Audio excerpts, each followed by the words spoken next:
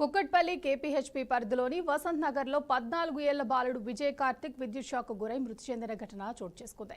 ఇంటి ప్రాంగణంలో బంధువులతో కలిసి షటిల్ ఆడుతుండగా ఈ ఘటన జరిగింది.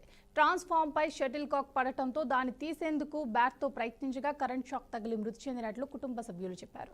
ఆసుపత్రికి తరలించగా అప్పటికే మరణించినట్లు వైద్యులు నిర్ధారించారు. బంధువుల ఇంట్లో వేడుక కోసం వచ్చిన విజయ్ కార్తిక్ మృతితో కుటుంబంలో విషాదం నెలకొంది. ఈ ఘటనపై పోలీసులు కేసు నమోదు చేసి దర్యాప్తు చేస్తున్నారు.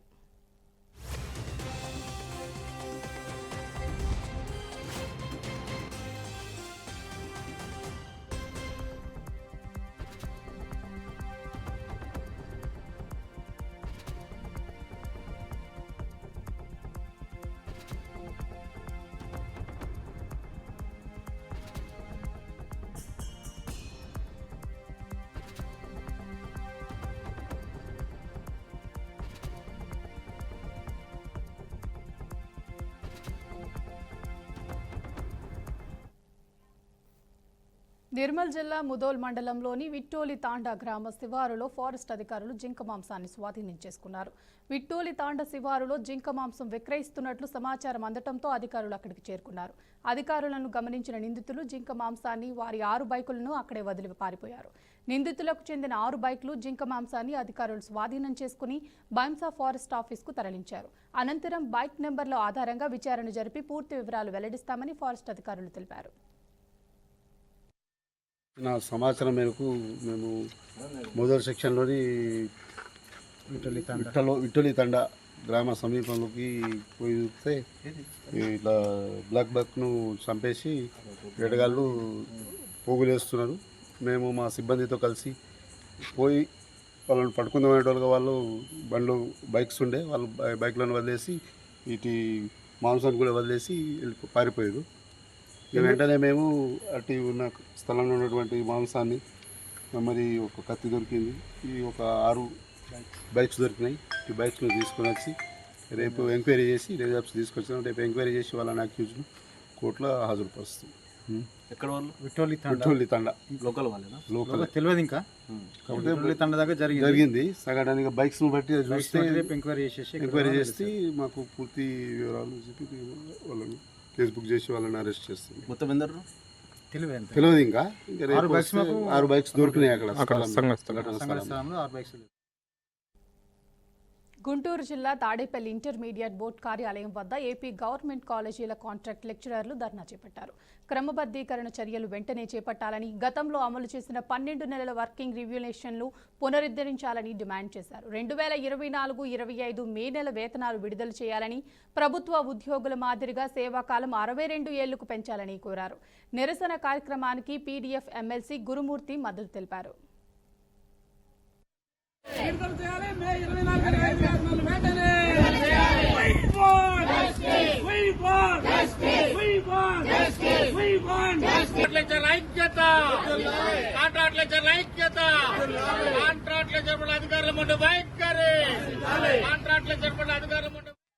ఉన్నటువంటి కాంట్రాక్ట్ లెక్చరర్ల క్రమబద్ధీకరణ కొరకు ఇంటర్మీడియట్ బోర్డు దగ్గర ధర్నాకి పిలిపివ్వడం జరిగింది. ఈ రోజున రాష్ట్ర ప్రభుత్వాన్ని మేము సూటిగా ప్రశ్నిస్తా ఉన్నాం. విద్యా వ్యవస్థలో అనేక రకాలైనటువంటి సంస్కరణలు తీసుకొస్తా ఉన్నాం. మేము దాన్ని ఆహ్వానిస్తా ఉన్నాం, అభినందిస్తా ఉన్నాం. కానీ ఆ విద్యార్థుల యొక్క భవితవ్యాన్ని తీర్చిదిద్దే కాంట్రాక్ట్ లెక్చర్లు ఏం పాపం చేశారు అని చెప్పి సూటిగా మేము ప్రశ్నిస్తా ఉన్నాం. కాంట్రాక్ట్ లెక్చర్లని క్రమబద్ధీకరణ చేస్తూ ఈ రాష్ట్ర ప్రథమ పౌరుడైనటువంటి గవర్నర్ పేరుతో వచ్చినటువంటి చట్టము, ఆ చట్టాన్ని అనుసరించి వచ్చినటువంటి 114 జీవోని ఒక వెరిఫికేషన్ అయిపోయి అన్ని స్థాయిల్లో వ్యాప్తంగా జూనియర్ ప్రభుత్వ కళాశాలలో పనిచేస్తున్నటువంటి కాంట్రాక్ట్ లెక్చర్స్ తమని రెగ్యులరైజ్ చేయాలని చెప్పి గత సంవత్సరం ఈ సంవత్సరం మే నెలలో పనిచేసినటువంటి కాలానికి జీతాలు చెల్లించాలని చెప్పి తదితర సమస్యలపై ఈ రోజున ఈ యొక్క ఇంటర్మీడియట్ బోర్డు వద్ద పెద్ద ఎత్తున ధర్నా నిర్వహిస్తా ఉన్నారు. వారి యొక్క ధర్నాకి వారి యొక్క న్యాయమైనటువంటి డిమాండ్స్ కి ఏదైతే పీడీఎఫ్ ఎమ్మెల్సీగా సంపూర్ణమైనటువంటి మద్దతు తెలియజేస్తా ఉన్నాం. వీరితో పాటు సమానంగా పనిచేసినటువంటి పక్క రాష్ట్రం తెలంగాణలో ఈ కాంట్రాక్ట్ లెక్చర్స్ రెగ్యులేట్ చేస్తూ ఆ ప్రభుత్వం చర్యలు తీసుకుంది. కానీ ఈ ప్రభుత్వం సంబంధించి గాని గత ప్రభుత్వం గాని వీళ్ళు అనేకమైనటువంటి పోరాటాలు, అనేకమైనటువంటి ప్రాతినిధ్యాలు చేయటం కారణంగా గత ప్రభుత్వం రెగ్యులరైజ్ చేస్తానని చెప్పి 114 జీవోని తీసుకురావటం, కానీ ఆ జీవోని అమలు చేయటంలో తాత్సారం చేయటం. ఒకవైపు పిల్లల ఫీజులు, ఇంటి రెంట్లు, అనేక రకాల ఆర్థిక ఇబ్బందులతో ఉన్న ఈ సమయంలో మాకేమో ఒక నెల వేతనం కోత విధించడం అనేది ఎట్టి పరిస్థితుల్లోనూ సమంజసం కాదు. కాబట్టి ఈ నేపథ్యంలో మేమందరం కూడా ఒకవైపు రెగ్యులరైజ్ చేయాలి, రెండోది మే 24-25% వేతనాలు వెంటనే విడుదల చేయాలి, మూడోది రెగ్యులర్ ఉద్యోగుల మాదిరిగానే కాంట్రాక్ట్ ఉద్యోగుల వయసు 12 వయసు 65 నుంచి 62కి పెంచాలి. ఈ డిమాండ్ల మీద ఈ రోజు మేము ఈ కార్యక్రమాన్ని నిర్వహించడం జరిగింది. ఒకవేళ ఇది కానీ మేము చాలా మినిమం గా ప్రభుత్వాన్ని సానుకూలంగా మా నిరసన తెలియజేయాలని చెప్పి పెద్దగా ఎవరిని కూడా మేము ఎంకరేజ్ చేయలేదు. మేమే లీడర్స్, మేమే కమిటీ ద్వారా వచ్చిన. ప్రముఖ విమానయాన సంస్థ ఎయిర్ ఇండియా కీలక నిర్ణయం తీసుకుంది. ఢిల్లీ, వాషింగ్టన్ డీసీ మధ్య నాన్ స్టాప్ విమాన సర్వీసులు సెప్టెంబర్ 1 నుంచి నిలిపివేయనున్నట్లు ప్రకటించింది. ఆపరేషన్ పరిమితుల కారణంగా ఈ రూట్లో సర్వీసులను తాత్కాలికంగా నిలిపివేస్తున్నట్లు ఎయిర్ ఇండియా తెలిపింది.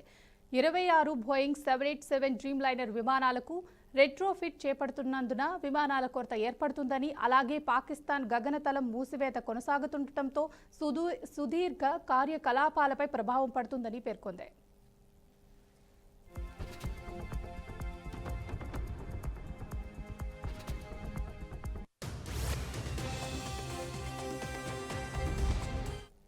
గత నెలలోనే బోయింగ్ 787-8 విమానాల రెట్రోఫిట్ పనులు ప్రారంభించామని ఎయిర్ ఇండియా తెలిపింది. ప్రయాణికుల అనుభవాన్ని గణనీయంగా మెరుగుపరిచే లక్ష్యంతో చేపట్టిన ఈ విస్తృత కార్యక్రమం వల్ల 2026 చివరి వరకు కొన్ని విమానాలు అందుబాటులో ఉండకపోవచ్చని స్పష్టం చేసింది.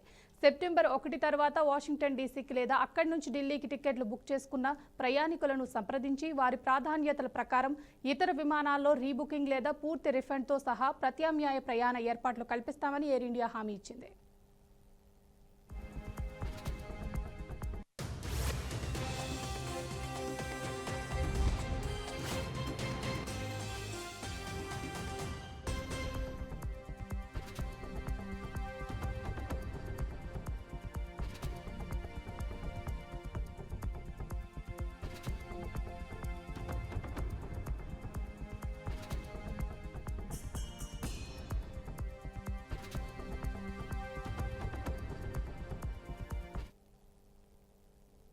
ఆఫ్రికా దేశమైన ఈక్వెడార్లో దుండగులు అర్ధరాత్రి కాల్పులకు తెగబడ్డారు. గయా ప్రావిన్స్లోని శాంటా లూసియాలో ఆదివారం రాత్రి నైట్ క్లబ్ వద్ద జరిగిన ఈ కాల్పులో 8 మంది మృతి చెందగా మరో 3 మందికి గాయాలు పాలయ్యారు. మృతులంతా 20 నుంచి 40 ఏళ్ల మధ్య వయసు గలవారని పోలీసులు తెలిపారు. ద్విచక్ర వాహనాలపై వచ్చిన సాయుధ దుండగులు ఒక్కసారిగా కాల్పులు జరిపి పరారయ్యారని స్థానికులు చెప్పారు. ఇటీవల కాలంలో ఈక్వెడార్లో వరుస అల్లర్లు, హింసాత్మక ఘటనలు చాలా చోటు చేసుకుంటున్నాయి. తాజా ఘటనకు గల కారణాలు మాత్రం తెలియలేదని పోలీసులు స్పష్టం చేశారు. మొత్తం 1.8 కోట్ల జనాభా గల ఈక్వెడార్లో ఈ ఏడాదిలో ఇప్పటి వరకు 4,600 మంది అల్లర్లలో మృతి చెందగా గతేడాది ఈ సంఖ్య 7,000కి చేరిందని పోలీసులు తెలిపారు.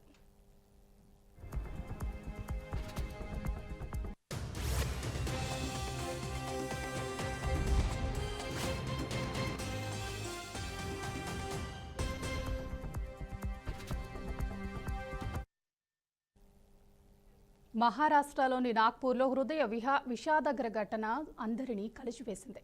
రోడ్డు ప్రమాదంలో ప్రాణాలు కోల్పోయిన భార్య మృతదేహాన్ని తరలించడానికి ఎవరూ ముందుకు రాకపోవడంతో భర్త దుఃఖంతో బైక్ పైనే తీసుకెళ్లాడు. నాగ్పూర్కి చెందిన అమిత్ అనే వ్యక్తి ఆదివారం తన భార్యతో కలిసి లోనారా ప్రాంతం నుంచి నాగ్పూర్ జబల్పూర్ జాతీయ రహదారి మీదుగా కరణ్పూర్కు వెళ్తున్నాడు. ఈ క్రమంలో వేగంగా వచ్చిన ట్రక్ బైక్ను ఢీకొట్టింది. ఈ ప్రమాదంలో వాహనం పైనుంచి పడిన అమిత్ భార్యకి తీవ్ర గాయాలయ్యాయి. భార్యను ఆసుపత్రికి తరలించేందుకు సహాయం చేయమని అమిత్ అక్కడున్న వారిని వేడుకున్నా ఎవరూ ముందుకు రాలేదు. చివరికి ఆమె అక్కడే ప్రాణాలు కోల్పోయింది. మృతదేహాన్ని తరలించేందుకు సహాయం దొరకకపోవడంతో అమిత్ బైక్పై తన భార్య మృతదేహాన్ని కట్టుకుని తన గ్రామానికి వెళ్లానని నిర్ణయించుకున్నాడు. ఈ క్రమంలో మార్గమధ్యంలో వాహనదారులు అతన్ని ఆపాలని ప్రయత్నించినా వినకపోవడంతో పోలీసులకు సమాచారం అందించారు. అనంతరం పోలీసులు అతన్ని ఆపి మృతదేహాన్ని పోస్టుమార్టం నిమిత్తం నాగ్పూర్లోని ఆసుపత్రికి తరలించారు. ఈ ఘటనకు సంబంధించిన వీడియో సోషల్ మీడియాలో వైరల్ కావడంతో బాధితుడికి సహాయం చేయకపోవడంపై నెటిజన్లు తీవ్రంగా విమర్శిస్తున్నారు.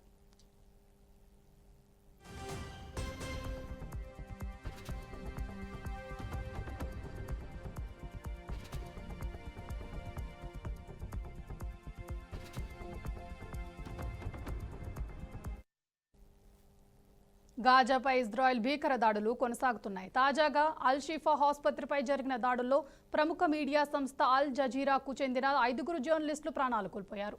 ఈ దాడిలో మొత్తం 7 మృతి చెందారని సమాచారం. అల్ షిఫా ఆసుపత్రి ప్రధాన గేట్ వెలుపల ఏర్పాటు చేసిన ప్రెస్ టెంట్ పై ఇజ్రాయెల్ వైమానిక దాడి జరిపింది. మృతుల్లో తమ పాత్రికేయులు అనాస్ అల్ షరీఫ్, మహ్మద్ క్రీకే, కెమెరామ్యాన్లు ఇబ్రాహీం జహీర్, మొమోన్ అలీవా, మహ్మద్ నౌఫల్ ఉన్నారని తెలిపింది. అనాస్ అల్ షరీఫ్ హమాస్ ఉగ్రవాదని ఇజ్రాయెల్ మిలిటరీ తెలిపింది. అతడు హమాస్ టెర్రరిస్ట్ సెల్ హెడ్గా పనిచేసి ఇజ్రాయెల్ పౌరులు, ఐడిఎఫ్ బలగాలపై రాకెట్ దాడులకు కారణమయ్యాడని ఆరోపించింది. గాజా నుంచి స్వాధీనం చేసుకున్న పత్రాలు, ఉగ్రవాదుల శిక్షణ జాబితా, వేతన రికార్డులు పరిశీలించిన తర్వాత అతడు హమాస్ సభ్యుడని నిర్ధారించినట్లు పేర్కొంది.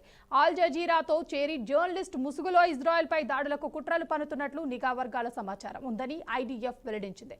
మరోవైపు ఈ దాడిని పాలస్తీనా జర్నలిస్టుల సంఘం తీవ్రంగా ఖండించింది.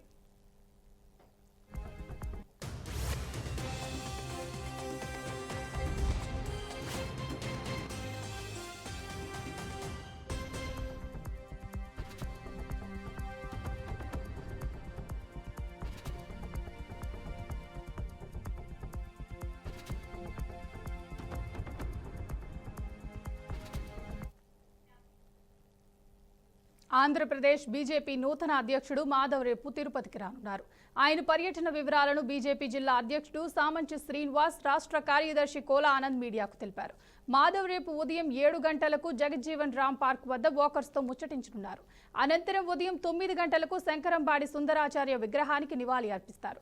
ఉదయం 9:30 గంటలకు లీలామహల్ సర్కిల్ వద్ద ప్రారంభమై పాత మున్సిపల్ కార్యాలయం మీదుగా కచ్చపి ఆడిటోరియం వరకు పాదయాత్ర నిర్వహించనున్నారు. ఆడిటోరియంలో పార్టీ సమావేశం జరుగుతుంది. సాయంత్రం 5 గంటలకు నగర ప్రముఖులతో భేటీ అనంతరం మాధవ్ రాత్రికి తిరుమల పయనమవుతారు. మార్పు రివాజుగా జరిగేది అనుకోవచ్చు. అయితే ఆంధ్రప్రదేశ్లో ప్రస్తుతం ఉన్నటువంటి పరిస్థితుల్లో ఒక ప్రత్యేకమైనటువంటి దృష్టితోటి మాధవ్ గారి యొక్క ఎంపిక జరిగిందనే విషయాన్ని మీ ముందు చెప్పే ప్రయత్నం చేస్తున్నా.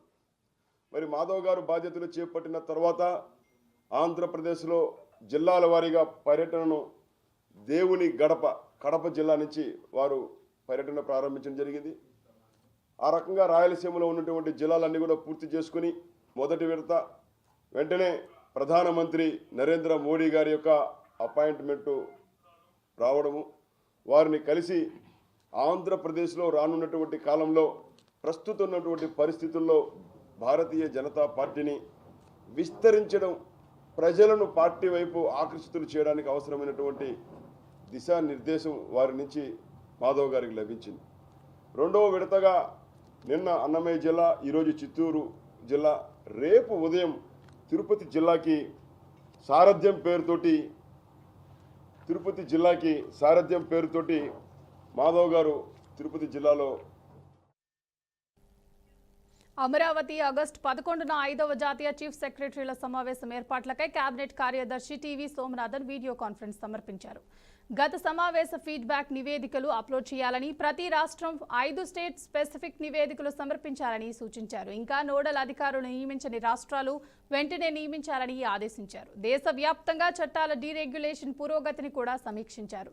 ఏపీ సీఎస్ కె విజయానంద్ ఇప్పటికీ 21 అంశాల నివేదికలు సమర్పించినట్లు తెలిపారు. ఈ సమావేశంలో వివిధ శాఖల ఉన్నతాధికారులు పాల్గొన్నారు.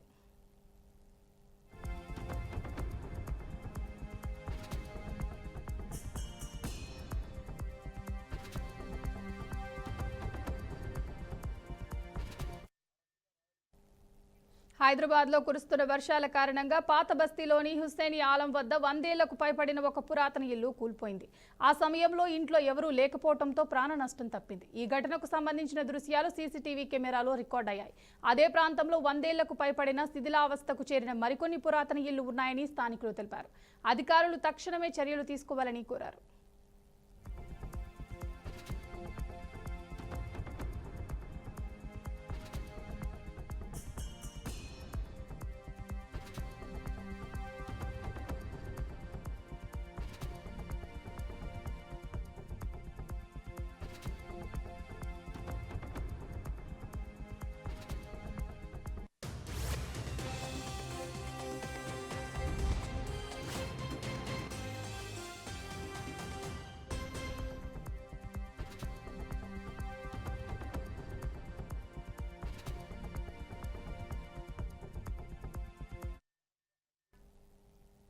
ఇవి బులెటిన్ అప్డేట్స్ చూస్తూనే ఉండండి బీఆర్కే న్యూస్ తెలుగోడి సత్తా.